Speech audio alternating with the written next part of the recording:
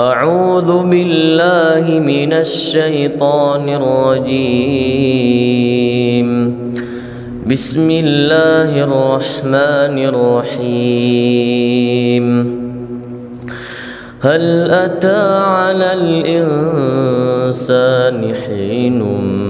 من الدهر لم يكن شيئا مذكورا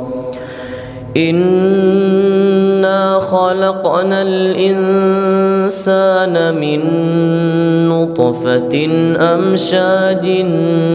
نبتليه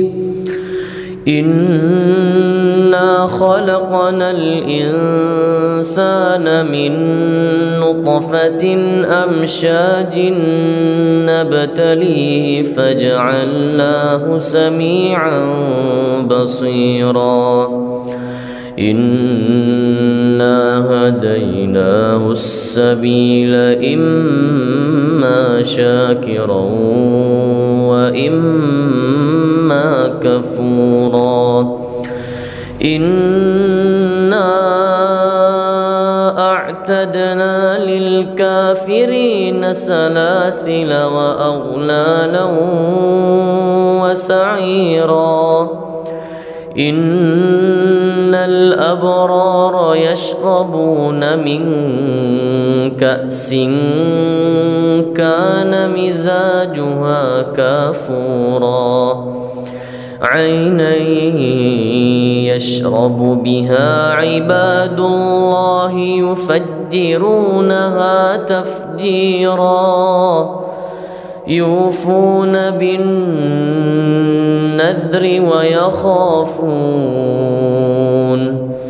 ويخافون يوما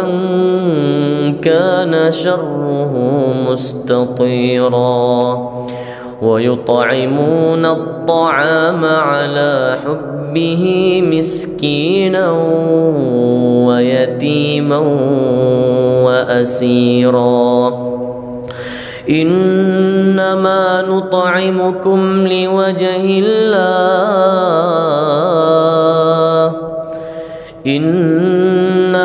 نطعمكم لوجه الله لا نريد منكم جزاء ولا شكورا إنا نخاف من ربنا يوما عبوسا قمطريرا فوقاهم الله شر ذلك اليوم ولقاهم نضرة وسرورا وجزاهم بما صبروا جنة وحريرا متكئين فيها على الأرائك لا يرون فيها شمسا ولا زمهريرا ودانية عليهم ظلالها وذللت قطوفها تذليلا ويطاف عليهم بآنية من فضة وأكواب كانت قوارير من فضة قدروها تقديرا ويسقون فيها كأسا كان مزاجها زنجبيلا عينا فيها تسمى سلسبيلا ويطوف عليهم ولدان مخلدون إذا رأيتهم حسبتهم لؤلؤا منثورا وإذا رأيت ثم رأيت نعيما وملكا كبيرا عاليهم ثياب سندس خضر واستبرق وحلوا أساور من فضة وسقاهم ربهم شرابا طهورا إن هذا كان لكم جزاء وكان سعيكم مشكورا إنا نحن نزلنا عليك القرآن تنزيلا فاصبر لحكم ربك ولا تطع منهم آثما أو كفورا